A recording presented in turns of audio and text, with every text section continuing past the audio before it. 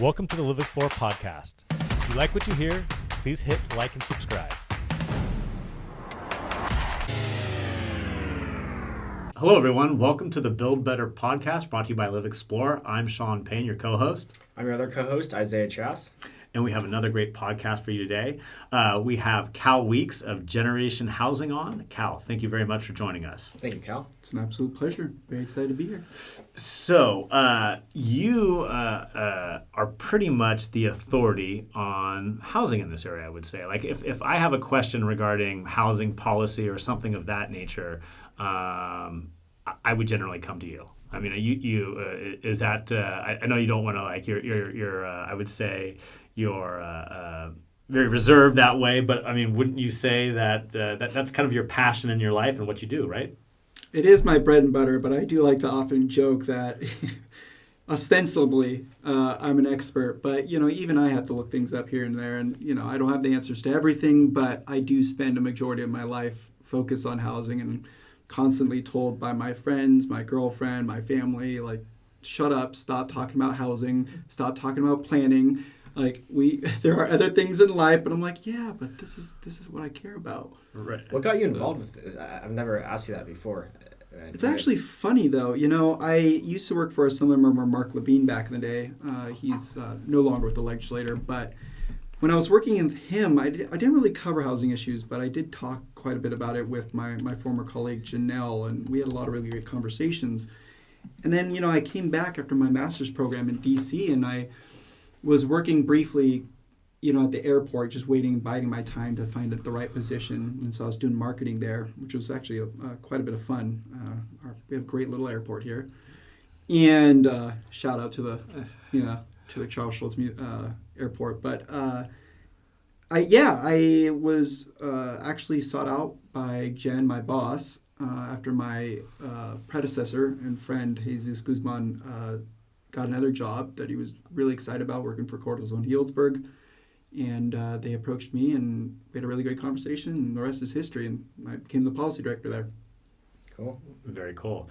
So can you describe the mission and vision of Generation Housing and how it addresses affordable housing in Sonoma County? Yeah, so the fires, of 2017, I'm sure many of us and a lot of our listeners here probably remember quite well. It's, pretty vividly imprinted on all our brains. But we already had a housing crisis then. We were already 20,000 something odd units, behind. That comment was made publicly by Supervisor James Gore at one point. I think it was in 2018. He was like, we're going to build 30,000 units in 5 years. Well, we haven't done that, but we appreciate Supervisor Gore for his optimism and willingness to move the needle forward. And he's certainly been an excellent advocate on that front. But the long and short of it is, despite a lot of policy advancements that we've made, there are still a lot of roadblocks that exist. And that's, clear in a lot of things that are happening here in Petaluma, but also throughout Sonoma County and really the regional and state level.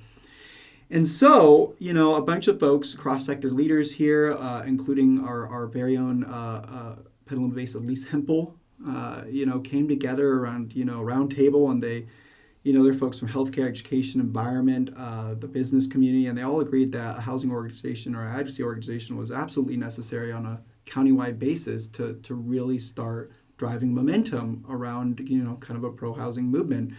And so enter, Generation Housing. And Jen was originally a part of this roundtable, but when they started talking about the executive director role, she stepped away because she was like, you know what? Like, I'm really loving this conversation. I might want to do this. And so then Jen ultimately was selected. I think there was some candidate. I don't know the full story, but now she's our de facto leader as we move on this pro-housing mission. But yeah, our vision is, simply to, we're trying to envision vibrant communities where everyone has a place to call home and can, contribute to an equitable, healthy, and resilient North Bay. And I'd like to think a lot of things that we've been working on have helped achieve that. And, there's, a lot of folks ask, why we engage on certain things. Well, we engage on a lot of things based on our guiding principles, which are essentially structured under 6 umbrellas. So you have people, place, housing options, sustainability, impact, and collaboration. I don't need to tell you what all of those necessarily mean right here, unless you really want to hear them. It's on our website. Right. But that's how we determine most of our decision making but also guided by, the Policy Advisory Committee, which is also made up of a lot of cross-sector leaders that advises me. I make the final decision as staff, but they help support some of the policy decisions that we make at Generation Housing. And then, the rest is guided by these principles. Well, Sean and I oftentimes refer to a lot that you and Generation Housing do, specifically a lot of the reports. We won't get into the report specifically, but on a general basis, can you talk a little about the housing needs, affordable housing needs in Sonoma County? And obviously it's a need across California, but specifically Sonoma County, there's a huge need for housing. Yeah, well, first I'd like to give a shout out to my colleagues Josh and Max. They are the brains and the brawn around our recent reports, and I'm very grateful to have them on our team. Max is our data wonk, and this guy could be working at Apple right now if he really wanted to, but thank God he's mission driven. And when he hears this, it probably will balloon his ego a little bit, but he's amazing, and so is Josh. And so the report that we put out recently, the Making the Rent report, was a particularly, I think, impactful report, because what we already knew people were cost burdened. It's not new news to anyone. We all know it. Everyone's struggling. But what it did do was put numbers behind it, and it's pretty bad.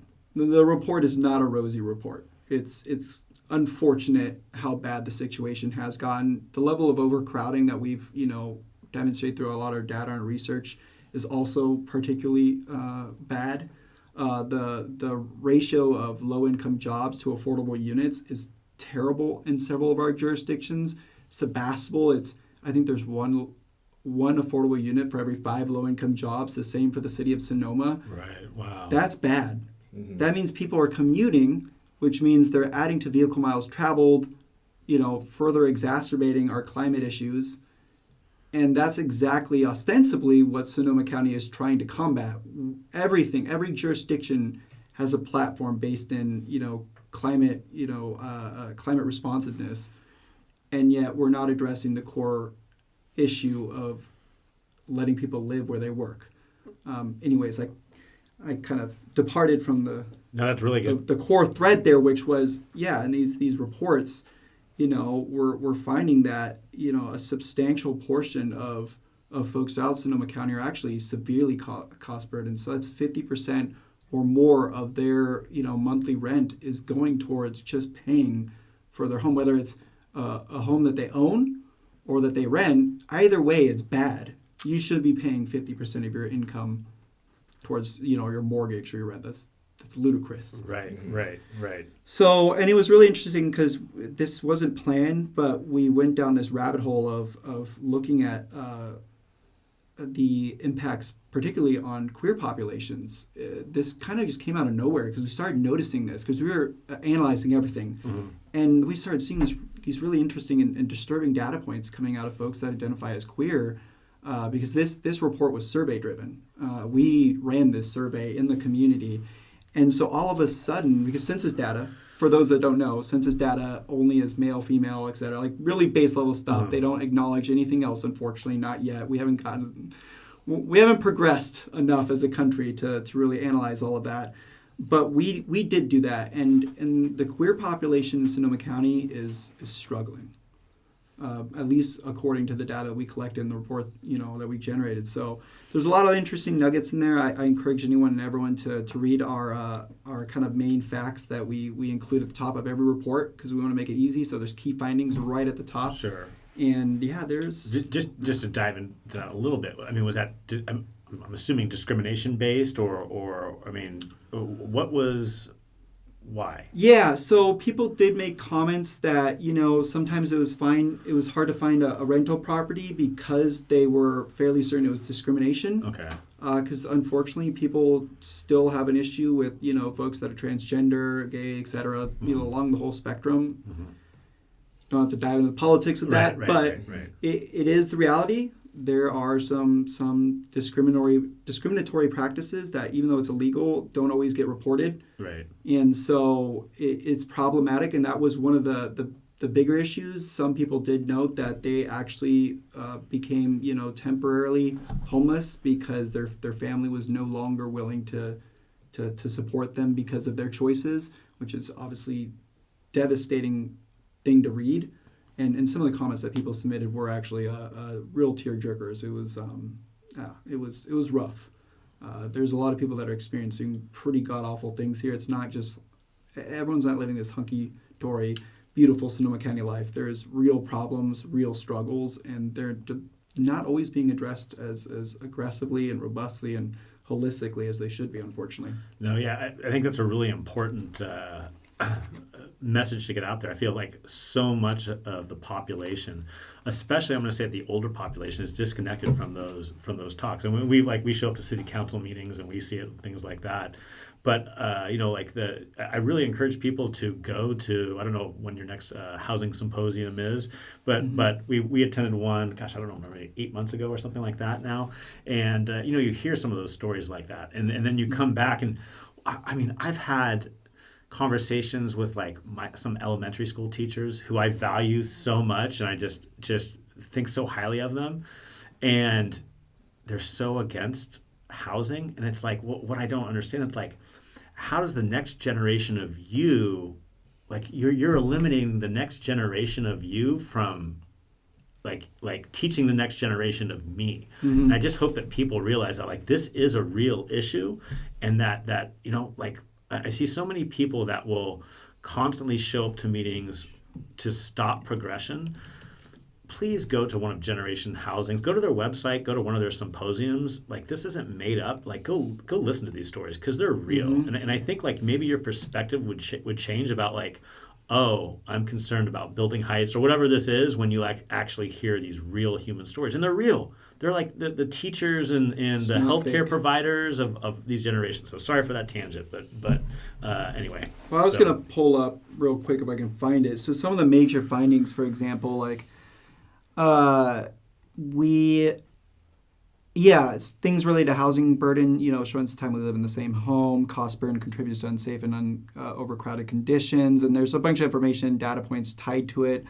Nearly 80% of all respondents experience stress about household finances at least some of the year. Toxic stress is one of the leading health issues that often is an indicator for many bad things that follow. If it's toxic stress at an earlier, younger age, that can lead to someone getting off, a track towards college, et cetera, whatever career technical or whatever job or kind of just normal trajectory that people might take, that it often leads, or creates a pipeline to the prison system. These things matter. And addressing toxic stress is more important now more than ever with so many converging issues and things kind of arising in not only the country but the world. Well, and we heard stories about I don't want to mess up the story, but I believe there was one teacher that grew up here and was working paycheck to paycheck, and then she ended up having to move to, I want to say Texas, because she couldn't afford it. And then you have parents concerned that there is a teacher shortage, but then there's parents concerned that their kids don't have sufficient education, and what's it all coming back to is that they don't have a place to live here. It's not just teacher, it's doctors too. Actually, one of the biggest crises that is right on the horizon for Sonoma County that not a lot of people talk about, but if you ask a lot of our leadership and anyone who really knows the community well, they'll all tell you the same thing. The pipeline of new doctors coming to Sonoma County that are under the age of 50 is extremely low. Right. We are on the verge of actually having a major shortage of doctors, which obviously will limit care, and care is already pretty bad. Let's be real now. And so it's only going to get worse because even doctors are like, well, why would I live here? It's nice and all, but I could also live in Texas, make a comparable salary, and have a mansion. Right. Yep. Who wouldn't make that choice? Then they can always just visit Sonoma County and go to one of our fine Airbnbs. Right. Yep. Or second homes that, people are obviously not too happy about, but this is what happens. Yep. And it all ties back to one single issue, and that is the lack of not only affordable housing, but a diverse number of unit types. Right. That can allow, for example, someone like myself to buy a condominium, because there's 90% of our housing stock is still predominantly single-family detached, which is poor planning. We can't support or afford the infrastructure because once the developer builds it, we pay for it. Right. And if there's not enough sales tax or just taxes generally feeding our general fund, we can't pay for those things.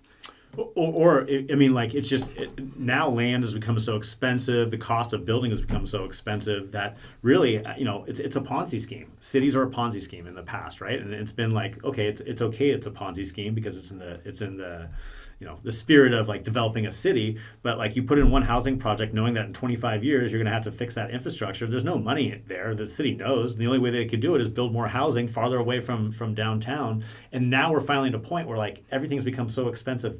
That's no longer going to work, right? Mm-hmm. Like, and so like now we have to figure out how we're going to solve this problem, and infill housing, things of that nature, zoning changes, going away from single family home zoning to mixed use. I mean, hopefully that's a step in the right direction that way. Well, so. And shout out to Roner Park because they actually have the most diverse housing stock in all of Sonoma County by a wide margin. I mean, they blow every other jurisdiction out of the water. Because I think everyone knows this, there's a lot of their various sections out there that are predominantly condominiums. Right. And there's for sale, there's rental units. They're building a bunch of new sections out there. Sonoma Village is starting to go up. Yep. And then they've got their downtown project in the pipeline. Roner Park has been on the move, and they're doing a lot of good things. The biggest thing that I fear now, and this ties into our conversation, I know it doesn't... We've gone way off that initial question, sorry. But no worries. The one thing that we're trying to figure out, and we're going to work with some banks to get this data to, kind of corroborate our suspicion. But, it's at this point, we're pretty sure it's true. But the pipeline of new projects coming in is coming to a full stop. We've heard anecdotally from, banks, and folks that are working specifically on loans, mortgages, that previously they were fielding dozens of applications during their weekly meetings, and now they're doing biweekly meetings because it's a quarter of what it normally is, and it's coming to a trickle, and so we know that less development is happening, and given that it takes at least 3 to 4 years to get anything through the process and built generally in Sonoma County. That doesn't bode well. I mean, everything we're seeing right now, and I keep telling people this, is stuff that's been in the pipeline for a long time. Right. This is not something that was just decided on yesterday, and they're developing it now. No, there's not much following what's being built now. And so what we're trying to do at Generation Housing is create policies that even in uncertain and terrible market conditions allows us to keep moving forward, even if it's at a slightly slower pace, at least keep moving forward some projects so that housing doesn't come to a full stop. Because you look at the ebbs and flows, like it goes up and down, with the market. We're trying to stop that, or at least mitigate it to some extent. So can we jump into that a little bit? What would be some of the policy changes that you would see to recommend addressing that and streamlining that process? Can you go into that? I mean, Great I know. Transition into our new North Bay Next Neighborhoods initiative. Okay. We're rebranding it. It used to be North Bay Next, but we accidentally didn't know that another organization uses that for an event they host. So we're going to call it North Bay Next Neighborhoods. Our bad. Probably should have Googled that. Anyways, so North Bay Next Neighborhoods initiative is based on 5 pillars, or 5 action steps that we're asking our jurisdictions to complete, and hopefully before the end of 2024 if they can. We don't necessarily expect 100% compliance or responsiveness to it, but if we can get even 70%, that'd be great. Anyway, so first and foremost, we're asking them if they have a design review body, which some jurisdictions do not, like Windsor, Cotati, they don't have a separate design review body. Mm-hmm. It's just all baked into the Planning Commission. If they had that, fold it into one single review body. So in the case of the city of Santa Rosa, fold design review entirely into the Planning Commission. And there's a variety of ways you can go about that to also ensure there's still design review experts on the Planning Commission, and it's not just people that are, maybe trying to become elected, because Planning Commission, let's be honest, is a stepping stone often City Council. We've noticed that. It's weird. It didn't used to be like that, but it's kind of a newer phenomenon, and it's unfortunate because that's not what it's about. Right. And it's not what it should be about, but this is just how it is. You have to build up legitimacy before you can run. So the other thing we're asking cities to do, and this is real high level, we have white papers for 4 out of 5 of the action steps. They're all on so we had 2 websites, generationhousing.org and we have wearegenh.org. Wearegenh.org is kind of like our advocacy. Like that's where we send people if you want to get activated and really start diving into this, like, go there. It's confusing, I know. Okay. It's just how we had to do things. Sure. And then generationhousing.org is just our primary website. And you can link to, there's links for that. Or wearegenx.org has links on generationhousing.org's website and vice versa. Anyways, we're asking jurisdictions drop their impact fees for 3 years. Shout out to Petaluma. They already dropped impact fees, or pretty much all of them, for affordable housing, multifamily projects, which, like, good job. You guys are trailblazers. Love it. And we're hoping that'll be a catalyst to convince other jurisdictions to do the same. So we're asking to drop impact fees for 3 years. There's Sacramento. Sacramento actually did this a while back, and I think something like 5 times the volume of affordable housing, like, permits started rolling in as soon as they did that. So Really? we know it works. Okay. We Well, know the it margins works. on affordable housing are so low to start with Yeah. that, I mean, anything can help make it pencil at Yeah, that because the point. tax credit system is insane. Mhm. It is really messed up, and unfortunately Congress doesn't get along, so we're not going to change it anytime soon. But it's a terribly designed system. Any affordable housing developer will tell you that. So anyways, that's one of the ones we're working on. Another one we're working on is parking minimums eliminated throughout the city. We don't necessarily expect every jurisdiction to do that, but for those that can, we would love to see them do it, and then maybe implement other policies like shared parking agreements, some sort of mobile parking app. So if you're not using your second parking space in your development, rent it out to someone that might need that parking space. So there's a lot of really innovative, cool things we can do. That's the whole point of it. There's innovative, cool things that can be done to address parking. And like, Yeah. we've had enough developers on here that, like, most developers don't want to eliminate all parking just because it'll be harder to rent or sell those units. It sounds like 0.8 parking spaces is somewhere like around the isn't that the number we've heard? Like, Yeah, Sweet spot obviously, these days. yeah, the sweet spot is differs like 0.8, between- so just a little bit less than one parking unit. But again, like, there's ways that like okay, if you have a car, I think there's an innovative way to, like, use your neighbors if they don't have one and things of that nature. So like it's just kind of like reevaluating this problem. It's not like just totally eliminating parking altogether that way. And I think people hear that, then they automatically assume that. It's really what we're doing is allowing the market to decide how much parking is needed. And so the thing is with market rate developers, like, they're going to park according to what they need. They think they need to fill those units. Uh-huh. They have to. Affordable housing folks don't really have to as much because there's 30,000. Actually, that's not. Well, actually, there are 30,000 people that definitely need affordable housing in Sonoma County. But you talk to any, like, I guarantee you, when Ravina Apartments comes online, there will be 3,000 people trying to get a unit there. I guarantee you at least 3,000.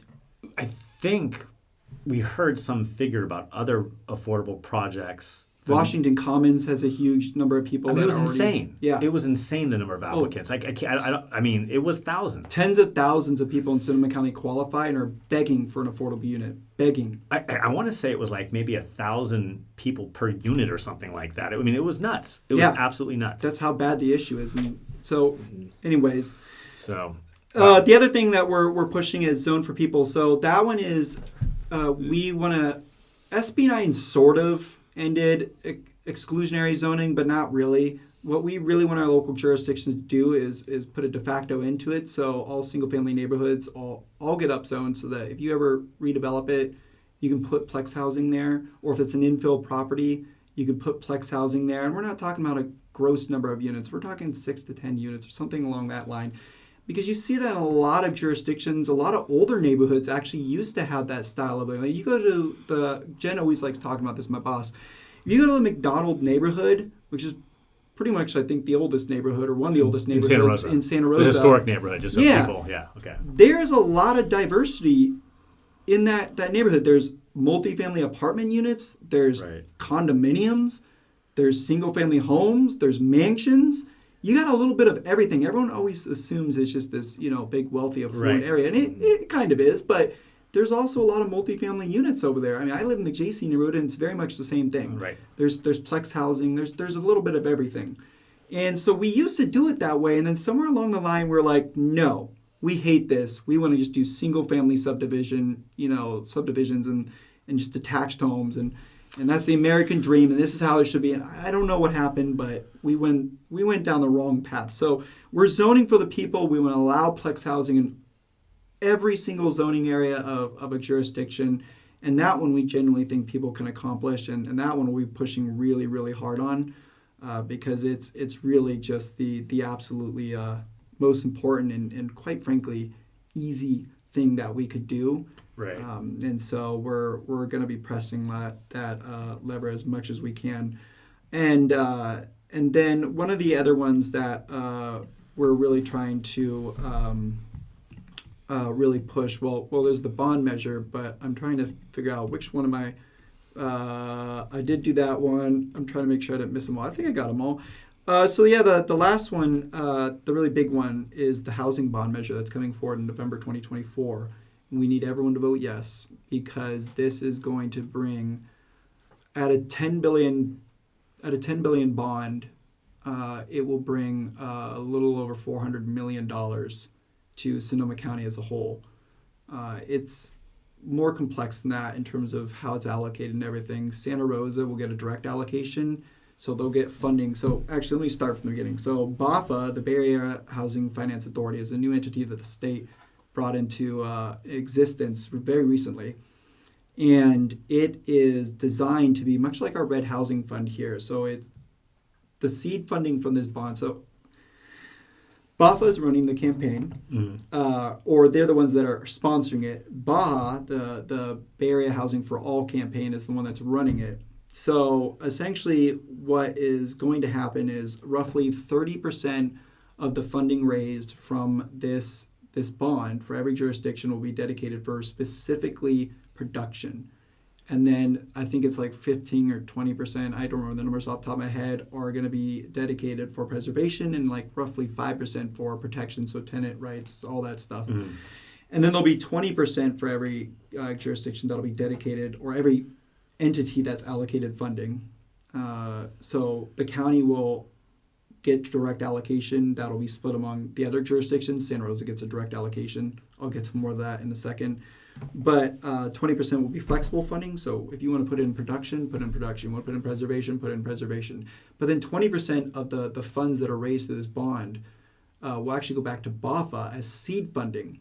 And the idea behind that is we create something that's similar, like I said, to our Red Housing Fund, where it's a revolving loan. So we send the money out, and I think it's for like a stupidly low interest rate. You pay back that loan, and then it just keeps it going back and forth, back and forth. And the idea is hopefully, we'll never have to come back to the voters again to ask for more money for affordable housing. We'll just keep on, regenerating it. And so it's a really great idea, and I think it's going to be successful. We just need people to say yes when it comes to the ballot. And I will note there are some concerns about the county overseeing things. We're working on that. The county will have a role in this in terms of overseeing some of the funds, but there's an expenditure plan that goes for every jurisdiction and determines how you use the funds. And then that has to be approved by BAFA. And so Generation Housing's on top of it. We're working with a lot of realtor partners. We're kind of spearheading this effort here in the North Bay, and we're going to make sure everyone gets their fair share. Every jurisdiction gets every single cent they're owed so that we can get us back on track. And this, again, just please, for the love of God, vote yes, because there's no other way to raise this amount of money. Okay. And it might be a $20 billion bond as well. We'll know come January what'll end up being either 10 or 20. But we're out of options. There's no other way to raise this money. A sales tax will not work. It's not going to generate enough, even on a local level. And there's other ways to go about it, but we've exhausted everything. We have no other options short of bringing back the redevelopment fund, which funded a lot of affordable housing for years in the state of California, but was ended. Did the state of California just take that? They ended it, and I think Jerry Brown ended it, and I think in 2011 or 2012, because unlike this process, which will be much more, structured, there'll be a lot more transparency. You can literally see where every dollar is spent. It'll be a completely open public process. It was less so with the redevelopment fund, and there was essentially people took advantage. And right. I think one example I remember reading was someone used redevelopment funds for a golf course. And so people took advantage of it. And there was other concerns too, because it was pulling money away from schools. And it just wasn't working. And so I'm pretty sure I'll be 6 feet and under before our redevelopment fund ever comes back. So this is our last option. If people vote no on this, there's no funding coming for affordable housing, like outside of existing systems that we draw upon, which is not working and developing nearly at the rate that we need it to accommodate the desperate and just massive need that exists not in Sonoma County alone, across the state, across the country. We are struggling. So, and what's the specific bond measure? What is it again? So it is, if you go to bayareahousingforall.org, okay, that's where you can read more about it. Also, if you go to wearegenh.org, we have a little FAQ that I actually put together, and it pretty much covers most of like the commonly asked questions. And anything that it doesn't answer, I encourage people to reach out, like email me directly. My email's on there on our website, and feel free to reach out and ask questions. That may be a good podcast in itself to have as it gets closer. 100%. Once the language comes out, we should definitely circle back and have that conversation, because this is going to be transformative. Right, okay. I mean, Santa Rosa alone at a $10 billion bond will get, I think, $23 million. Wow. That's a lot of money for affordable housing. Right. And we don't have to go through the tax credit system, which often can balloon cost, unfortunately. So it's great. Right. It's really, really great. On that topic about ballooning costs, can you go through, I mean, those are all phenomenal ways to help get more housing. But can you backtrack a little bit and talk about all the challenges that developers and housing providers currently face in order to create new affordable housing, or just housing in general, whether that's impact fees or anything that there's a whole list of challenges that they're facing right now.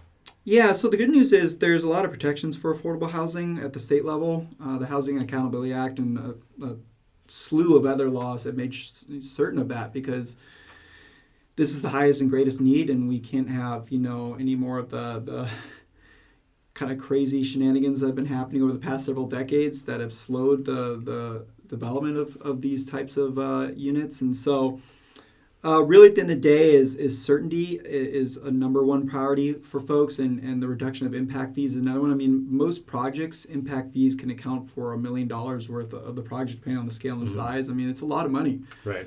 And $1 million is a huge amount of money, and that can account for a sizable portion of their overall pro forma. So I don't know the exact percentage, and obviously it varies depending on the scale or size, but it's a big issue. And then going back to the certainty issue, like if folks aren't certain about the process, if they don't think they can get it done, if they think there's going to be a lot of delays, like with the SB 35, which a lot of people are probably familiar with, it's a bill that streamlines housing when jurisdictions aren't compliant with their housing element. The housing element is essentially the guiding planning document that the state is now holding jurisdictions accountable for. So every policy program in there that you put in there, you have to respond to, you have to act upon, and you have to respond to your allocation of housing that the state's handed down. And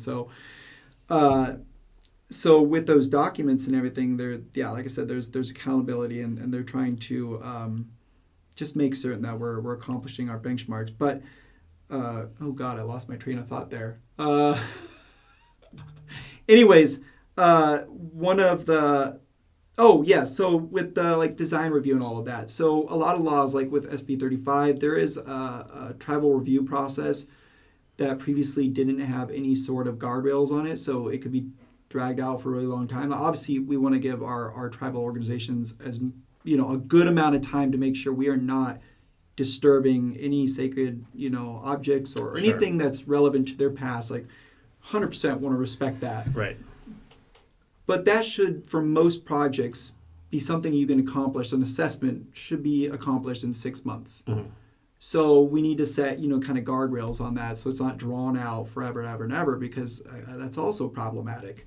Like we have to keep moving affordable housing forward, but we want to, again, respect them, give them the opportunity to analyze the site and ensure it's all okay. And here, obviously, in Sonoma County, we have a lot of those sites, and so how has the Native American community responded to that? Have they been? I don't know their direct response to shorten the timeline. Okay. All I know is they just want the opportunity to actually assess, these parcels. And so I don't know. I haven't actually had a direct conversation with them about the specifics of it. I mostly rely on that subject matter at the state level, and my colleagues, friends, and people that are working in that sphere and focusing on that issue specifically. Sure. But that being said, it is one of the things we're addressing on SB 35 front. And then, SB 330, which is another law that I don't need to go into the whole, thick of it, but it's a law designed to expedite the review process. So you can only have 5 meetings max before you have to say yay or nay on a project.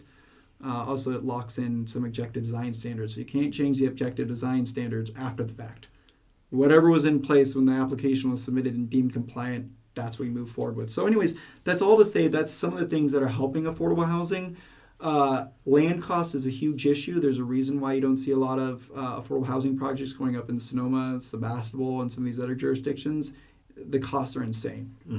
And so anytime that a city has any excess public property that they can offload for free is a huge opportunity. And Santa Rosa is doing that. They're using the Surplus Lands Act, which is this great little bill that allows public entities to offload, their properties for very low amount of money. And in fact, Santa Rosa, I think, is giving one property away for like $1, and just allowing them to build affordable housing because that's the greatest and highest need. And at the end, it's an investment because if you put more people there in their downtown core areas, they'll visit the businesses, which circulates the dollars in the community, and it's just better for everyone.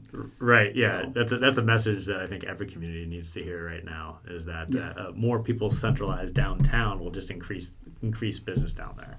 So and really quick, like the affordable housing financing thing is really super complicated. And we cannot possibly dive into all the intricacies of that, but a lot of things need to change at the federal level.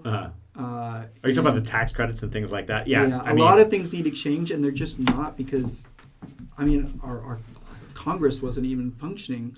The House wasn't even functioning for, weeks recently?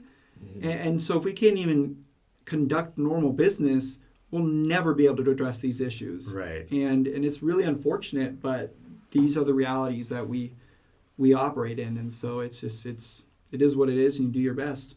Well, I don't think it's as common knowledge that a lot of these affordable housing projects, they don't even get the funding that's exactly until it's fully entitled. So, think about the cost that someone has to put up front just to get it to the point where they can get the funding to complete the project. So if you look at local jurisdictions besides Petaluma that haven't waived those impact fees, there's a huge amount of investment that someone or a developer has to put in place just to get the process started.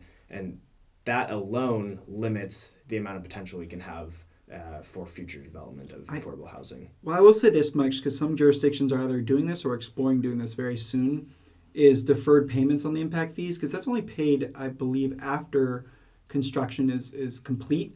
And so they're doing deferred payments, so you pay over a set number of years in block amounts, which actually makes a huge difference. That makes it a little bit easier. We'd still like to see them obviously just drop them all together, but take Sebastopol, for example, which is in pretty dire financial straits right now. It's not super good over there. They did just hire Don Schwartz, the assistant city manager, former assistant city manager of Roanoke Park, and a real savant when it comes to budget management. So I'm pretty confident Sebastopol, they'll be okay. But it's still a pretty bad situation. So they're an example of maybe where they probably won't drop impact fees. But and I can't remember if they do deferred impact fee payments or not. But if they do, great. If they don't, they should definitely do that. And that would still at least help a little bit with making it these projects more feasible and able to get off the ground. Sure. I have so many questions. I'm trying to which rabbit hole to go down. There's a lot of them. Yeah, talking about Sebastopol, it's a little bit disappointing. We had one of their planners on a podcast a couple of weeks ago, and I think they Paul Fritz. Paul Fritz. Oh yeah, Paul Fritz, love him. Yeah, great guy, awesome guy. So I can't remember the exact number, but I think it was 220 units or something like that. Sebastopol had identified maybe 220, 240 There's no more than units 300. that needed to be built over the next 8-year cycle that way. That's the arena, yeah. Yeah, and that just seemed like so disappointing. And that's where I kind of went down like, okay, well, how, it's the city that identifies these lots that can be built that way. It just seems like that's a really, in order for like, it's not gonna solve our housing issue, because like 220 units built over the next 8 years is like just a small fraction of what's neaded that way. It's the minimum. Yeah, I mean like the very minimum. That's what every municipality seems like they're trying to do. Some are better than others, but like potentially could the state ever come in and start identifying properties? I mean, I guess that's to me that seems like that's the bottleneck. If you have like local municipalities that are identifying, okay, here's a project, but we really don't want housing. Like so they're just like naming as few projects as possible to somewhat look like they have good intentions that way, but really it just seems like every community other than Roner Park is like, no, let's try to like. I'd say Petaluma is different. Petaluma I'd say their leadership is definitely changed that way. But it seems like a lot of communities are like just trying to, okay, how can we put in as little housing as possible to appease the state, but we really don't want to do that. Do you potentially see any other mechanism, like the state coming down and saying, okay, well, we're going to even start identifying property as our own or anything that way? Because I don't know if this is going to solve the problem that way. Well, because there's some people like in Petaluma, for example, and Sebastopol, a lot of the smaller communities, they just want to do ADUs. Uh-huh. Right. ADUs are not the answer. They are one tool in the tool bag, and certainly we should be supporting them. And what Napa, actually, they're not Napa Sonoma ADU anymore, because now they're going to, I just found out recently, Solano, and they're also going to be moving into Marin and providing work or support there as well. But if you haven't heard of them, I think their website is still napasonomaadu.org. Great organization. Great resource, yes. A huge, amazing resource. And ADUs are important, but it's one type of housing. Right. It's not addressing all the needs. And the problem is if everyone just drops in ADUs, then someone like myself who wants to buy a single family home is confronted with an even harder time trying to actually secure a place, because it increases the value. Yes. And even if I put a renter in there, it might not be enough. Right. And with SB9 not working either. SB9 was a whopping failure. Yeah, so trying to fix that. So yeah, you're exactly right. Yeah, exactly right. I mean, and so it's not going to work. And I've had conversations with local leaders about that. It is a big part of it, but it's just that one kind of third of like kind of the broader. I think things that we need to bring to bear in order to really effectively and robustly respond to this issue. And so. And so we're seeing a lot of this. It's pretty widespread. A lot of people just want to do ADUs. It's not going to work. At the end of the day, if we really want to stand on the pillars that we stand on in Sonoma County, we got to go vertical. Right. 100%, full stop. That is the solution. If we keep going out, which no one wants to do, I don't even want to do. Right. I love our urban growth boundaries. I think it's brilliant that we put those into play. That is one of the single most best things that Sonoma County has ever done, because it's forcing us to start thinking differently rather than continue to do what Californians and, really the United States loves doing, and sprawling, which, again, infrastructure costs, we can't support it. That's why PG&E is, once again, in January, they just won this recently. We're getting a 13% increase on our utility rates come January. They were advocating for 26. Wow. And I got to hand it to their lobbyists. They are really good at their job. Because 13% increase, and one of the things in our Making the Rent report that I discussed earlier that kept coming up, people were struggling to pay their utility bills because they're just trying to keep a roof over their head. Right. And so if they're raising the rates again, it only exacerbates the issue. But the reason why they're raising the rates, and I'm not trying to defend PG&E because quite frankly, I don't think anyone's too keen on them these days. But the reality is, to maintain infrastructure, they got to maintain, a flow of money into their coffers, because investors, if they don't invest in the company goes. There's no alternative that currently exists that I've heard of personally, and so we're trying to figure this all out. But the reality is, things are just going to get worse if we keep building out more utility lines, adding to the burden of what they need to maintain. Right. And so we've got to build up. If we build up, it'll be less of an issue. If PG&E and all our jurisdictions have to maintain utility lines, phone lines, etc., out to rural areas for maybe 1,000 people, we are shooting ourselves in the foot with our own gun in our hand. We're just exactly. That's just how it is. It is. on that note, has PG&E been supportive? It would seem like they would be a great fit for generation housing and supporting their cause. I have no idea. No, I don't think we've ever even approached them. Again, PG&E is not kind of a hot topic, difficult. Yeah, because just in terms of like providing service to more people in a higher density area would seem to benefit their business model, right? You'd think, but as far as I know, we've never been approached them, just because they're just not really. Yes, I get it. Yeah, people aren't super thrilled with PG&E after everything we've been through, and rightfully so, because it's been pretty god awful, and obviously people have lost their lives, and it's been horrible. Right. So, but yeah, these are the things we have to think about, and so. It's always funny when I see resistance to building taller buildings and people are like, quality of life concerns. Right. I've even had a friend who should not be saying this suggest that a 2-story ADU in, the Luther Burbank Gardens area in Santa Rosa is a quality of life concern because then people can see into someone's backyard. From this person's deck who lives in that area, I can see into their neighbor's backyard. Uh-huh. So to make that assertion, it's just crazy. It's crazy. Also, you're Paul Fritz all over again. It strikes at a fundamental issue, it totally and does. it's our lack of neighborhood connectivity. If you've ever read the report after the Japanese earthquake that obviously resulted in a nuclear meltdown, the number one thing that really helped, so neighborhoods that had a lot of cohesion fared way better than neighborhoods that didn't. And there's some really cool reports about that. And that's one of our core issues here in America. We have none of that. The sense of community is just really, really, truly bad. If you travel abroad, you'd understand kind of what I'm talking about, because if you go to other parts of the world, there's a lot more connectivity in individual neighborhoods and individual housing projects. Like, people know each other. They know each other well. They know the skeletons in the closet.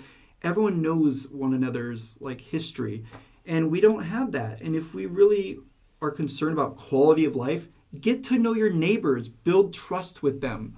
That's really, I think, how we move forward and ensure that when they do put taller things next to us, we know we can trust them. And I know it's not going to be perfect every single time, but that's a pretty strong start if we want to address this, in a really, again, robust manner. And so I don't subscribe to that whole quality of life thing is ridiculous. Right. Because I know people have children. I get that. I'm not a family man myself, but I totally understand where they're coming from. But we got to build trust. That's just where it starts and ends. Right. We talked about this. Actually, I asked you this question before the podcast, and we decided we'd save it for. In terms of feasibility of projects, let's talk about that. What do you see, in putting terms of deed restrictions on a new housing project versus making a certain portion, market rate, and then a certain portion affordable. What do you see as the most? What do you see working out there? Can you give us your opinion on what are feasible models that way? I can't necessarily speak to the feasibility, but I can tell you this much. Again, it's a mixed bag approach. We need a bit of everything, because diversity is our friend. Having diversity on all levels, both in terms of ethnicity and housing typology, it always results in much better things for everyone. But that being said, deed restricted affordable housing across the income limit, spectrum, absolutely necessary. We need a broad diversity of units, especially for, folks that are between what we found 50% to 80% AMI. They're really, really struggling. And then also we need more middle income housing, which is 80 to 120% AMI, which is, a lot of your average folks like me and, you guys and all that. So, that's really important. One of the things I've been pushing, Sebastopol actually is a project that has this in place. It's the Huntley Apartments. So they're condominiums for sale. Uh-huh. It's a smaller project. They're, I think, about 600 square feet. I don't think they've been built yet, but they have a 1-year home ownership requirement built in their deed. So the people that own that property cannot rent it, and they have to live on site at that property for 1 year. And then after that, they can sell it, rent it, do whatever they want. Now, personally, because this is baked into SB 9, I'd like to see a 3-year home ownership requirement. Because then it makes sure that, we're curbing speculation and allowing an opportunity for families, not corporations, to buy a home and maybe make it a starter home. And maybe after 3 years, they're like, we've saved up enough money, we're ready to go to a single-family detached home if that's what they want. Or just give them an opportunity to have a starting point. And so I think it's super important that we put that in place, because that way you're not putting the deed restriction of affordability on it. And instead it's just saying, this has to go to a non-corporate entity and for someone that's going to live on site. And that's a major part of the solution, and I really want to push that. And I mean, I'm fine if it's 2 years. I mean, 1 year is okay, but 2 years would probably be preferable, because 1 year flies by real fast. So right. Again, that's another opportunity, and it's something we should really, I think, aggressively explore in future developments as part of like the requirement for home ownership, because for sale condominiums in Sonoma County are few and far between. Right. Yeah. And they're often, as someone who has searched, in a pretty bad state of repair and require a lot of work. And while I'm fully incapable to actually complete that work, I ain't got the money. Right. So, Yeah, no, I mean, condominiums, we really need to focus on building those here. I've heard this from I don't know if we addressed that before the podcast, but from we're starting to hear more and more of these comments from an older generation that, hey, I live in this 4-bedroom, 5-bedroom home by myself.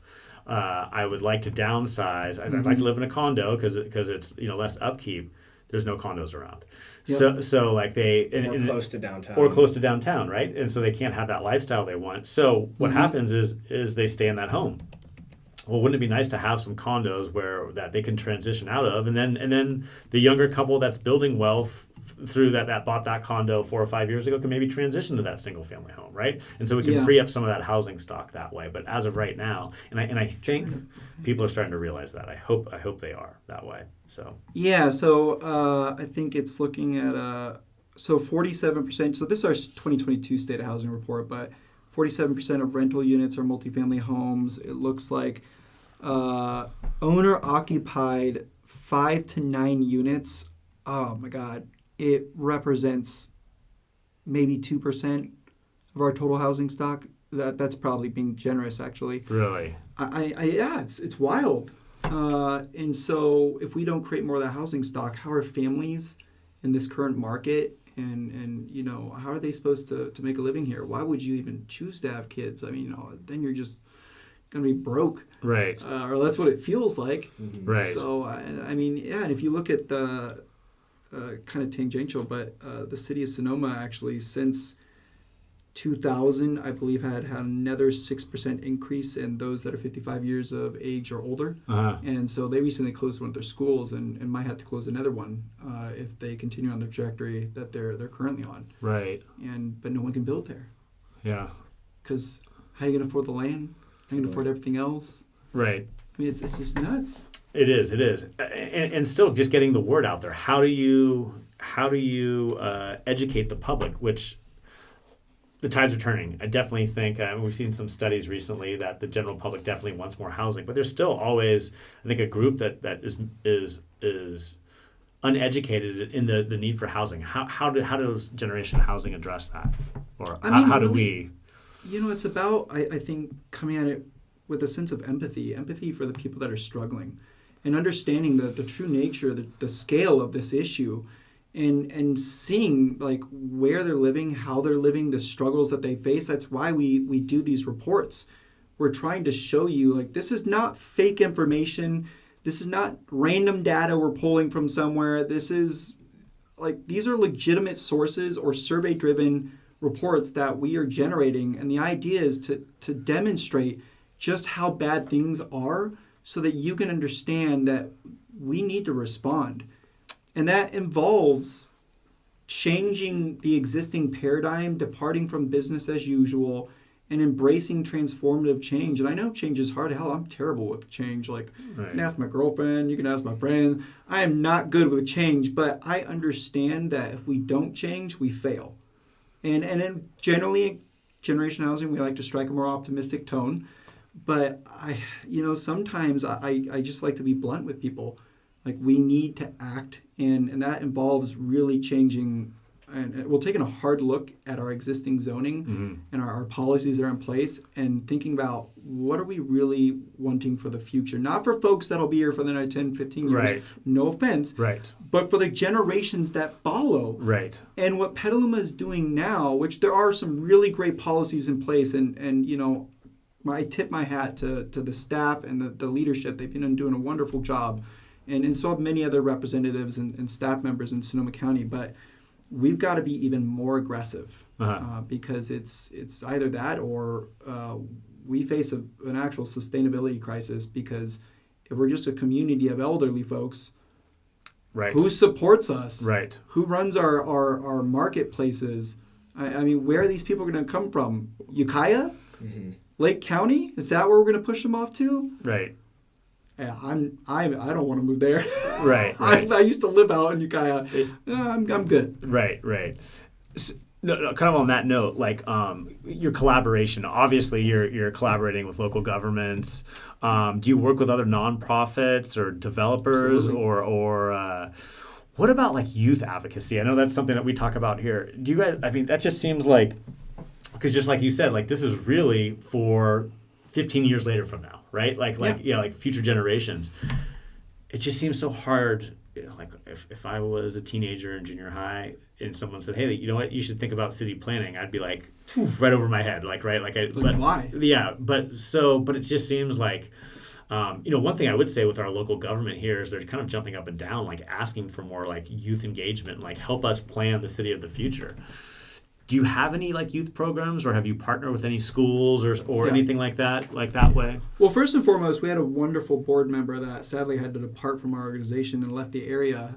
Even though his family's here, his friends are here, he realized he just could not continue living here, and so he moved. And that was really unfortunate and sad, and we talked about it at our housing summit. And then the gentleman that works directly under me, Omar Lopez, he's now a full-time employee. He's our program associate, and he supports me in a lot of things and does great work. And he started, though, as a youth promotor, which is a program through Latino service providers. And they're this great little organization that packs, they throw a big punch, and they've been doing really great work in youth empowerment on the Latino side. And so they take a bunch of, young, folks from that community and help place them with organizations and help them build the skill sets to succeed and thrive in this community and hopefully stay. And so we were lucky to get Omar, and then, he did such wonderful work. We ended up hiring him full time. And so that has been amazing, and we still work with them quite a bit. So we have them support us, or we ask them to support us at events. We ask them to, come out every now and then to speak up. We have in the past, not recently because we've been so busy, we have in the past gone to schools, and we talked with, the students there and tried to get people on board. We've gone to the SRJC campus and tabled there before to kind of, see if we can. How was that engaged. response? I haven't personally done myself. From what I've been told, actually pretty good for the SRJC. Okay. The students, it's hard, Right. educating students on why this is important. But, we always couch it as, do you like Sonoma County? Do you want to stay in Sonoma County? Do you see a life here in Sonoma County? I'm like, yeah, but I'm afraid I'm going to have to live with my parents forever, and that's a scary thing. Mm-hmm. I love my mom, but I don't think I want to live with her for years and years after college. That would be interesting. Right. And so it's, and I've heard this from multiple council members who have children living with them. There are several council members that have college age or past college age children living with them, because they can't afford to live on their own in Sonoma County, so they're trying to save up their money so maybe they can actually make a life for themselves. So this is a common theme in Sonoma County. You ask anyone, and this is a reoccurring issue. And so a lot of intergenerational living is kind of popping up everywhere. It's not just specific to any ethnicity now. You see it across the spectrum because it's now a matter of necessity. And really, it's actually not a bad way to live, honestly. Especially, I know a lot of people have ADUs in their backyards, and maybe their parents, their older parents, will live in the ADU, and the family with kids lives in the front house. So there's separation, but you're also still co-located and able to financially, coexist. And and live together. And so that's a great model, honestly. And that's where ADUs are wonderful. Yep. Because it allows people to stay together. Right. And you can't put a price on that. Right. Know? Right. But the degree of separation makes a difference. Yep. That's so true. But yeah, so we're working a lot with youth where we can, and we're always trying to empower them as best we can. And anytime we can get them to come out and speak loudly and voice their opinions about this, oh God, it's amazing. It's wonderful. And, and some of their stories are really hard to hear. I mean, I remember I went to the state legislature last year for Yimby Lobby Day. And the 3 Humboldt students that joined me, who I was leading when we went to Assemblymember Wood's office and Senator McGuire's office, I mean, all 3 of them had been homeless at one point in time. And hearing their stories, I teared up a couple times because it is rough. Like what they've been through.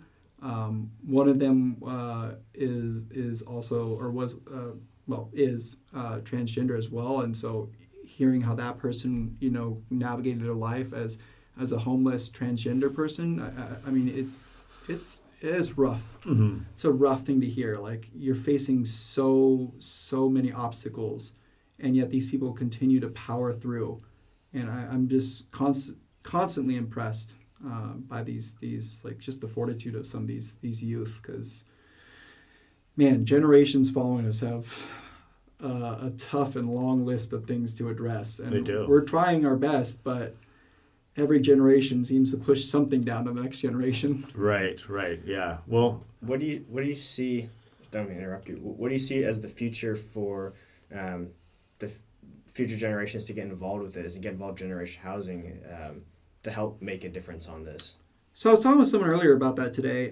One of my kind of dreams that I've had since I joined the organization, and we're looking to actually hopefully execute it soon once we get another community engagement person on board, is really create pods. So it's like the YIMBY model, but we differ in the sense of generation housing always takes more surgical approaches. We like to be collaborative, not confrontational. We're not out to say, gotcha, and then stick it to the staff or the city council members, because that's not really effective. Mm-hmm. It's all about creating collaborative relationships and working together. So working with nonprofits, which to your other question, like we work with nonprofits all the time, Legal Aid, mm-hmm. Greenbelt Alliance is a common collaborator. We sent in a letter recently for a widely known Petaluma issue, and we're on the same letter together. Mm-hmm. We've worked with Sonoma, the Sonoma Collaborative out in the Sonoma Valley area. We have a lot of regional partners that are from all various sectors and the chambers. Work a lot with the chambers, but anyways, in terms of like what we're trying to do in building kind of a movement is I would like to create pods. So find leaders like yourselves in every city, and then have those people responsible for herding the cats, so to speak. Like, so we focus on grass tops leaders. We focus on, doing some behind the scenes kind of discussions with staff, what have you. But then we count on those leaders, those people that are well connected, integrated in the community, to organize people that are saying yes to housing and get them to the meeting. Now, if we can do that, I guarantee you we can pull out a win every single time. They might come at it from the ER, and they might try to, pull this whole CEQA thing. Right. But we will win, because at the end of the day, there's a lot of protections against that kind of thing. And also, we're all trying to do the right thing.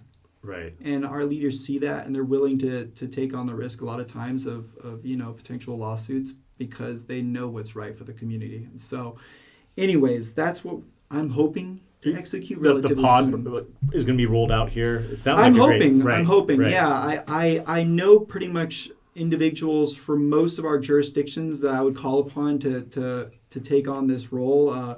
You guys will be part of that Petaluma contingent. Uh-huh. And so I've identified people, and now it's just a matter of trying to roll this out and really get it up and running. And it takes time and effort and sure. a lot of coordination. I can't do all that myself, because I cover predominantly policy, and that's for the entire county. Right. And so my bandwidth can be somewhat limited. So I need help, and so here's hoping we get another community engagement person soon. Right. Are there other counties that have programs similar to generation housing that you guys kind of collaborate with on stuff like this? Yeah, we really appreciate and respect SV at Home. They're a Silicon Valley-based advocacy organization. They do super awesome work out there. We're also in close collaboration with NPH. They're the big dogs NPH. Yeah, so they're nonprofit housing in Northern California. Okay. They're based in San Francisco, and they do a bulk of like the legislative work and are really just, it's a fabulous team. A lot of really just incredible human beings that have really helped move the housing movement forward. And YIMBY Law, because there's YIMBY Action, YIMBY Law. There are a lot of YIMBY entities. We work with all of them and collaborate with all of them. And so, yeah, there's a lot of great partners out there, and we're all trying to accomplish the same thing. And I mean, Generation Housing is definitely like the foremost, like Northern California, like Northern California or North Bay Area entity. There's no one else really doing specifically what we do. I mean, Legal Aid is doing great work on the tenant protection front. We don't predominantly really focus on that. We focus on production and preservation. Right. But we couldn't accomplish all our shared goals without, collaboration. Legal Aid being there as well. And they're just a kick-ass team. Love them. Shout out to them. Right. No, that's great. To increase engagement, how can members of the community get involved and support Generation Housing? Oh, letter writing is a huge one. Just people submitting comments. I know people are busy, and it's not always easy to come into a public meeting and participate in the process. Hell, you and I, we were in a meeting in Petaluma for 7.5 hours. Yeah. Most people can't do that, and I understand that. People have families, other obligations. Maybe they have a disability, or there's a whole spectrum of reasons why they can't actually be in the chamber.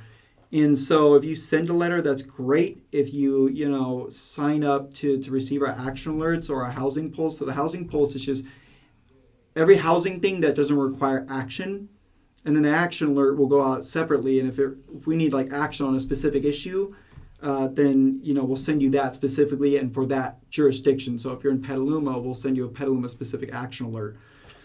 So that's some of the things we do. So I encourage everyone to sign up for those on our website.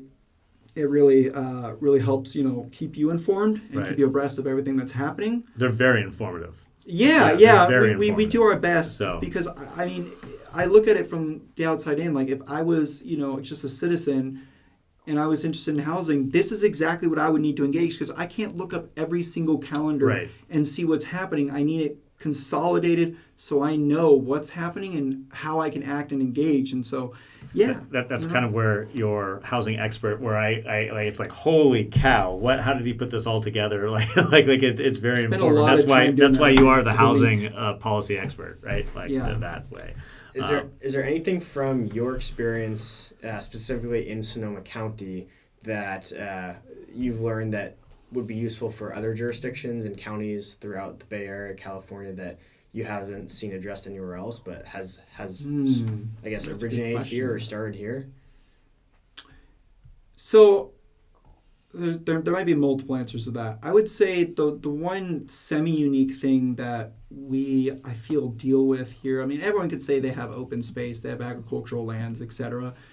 But I think it's fairly safe to say Sonoma County is pretty unique, and we have a lot of things here that are important to safeguard and protect, and that's, again, why we have urban growth boundaries. So I'd like to see, there's a lot of policies that we've implemented here that safeguard those things specifically because those are the values and things that we all care about here. And so urban growth boundaries are becoming more and more popular. A lot of jurisdictions throughout the entire state are implementing those because they're recognizing that this sprawl is killing them. If you look at their budgets, it's killing them, infrastructure-wise, cost, everything.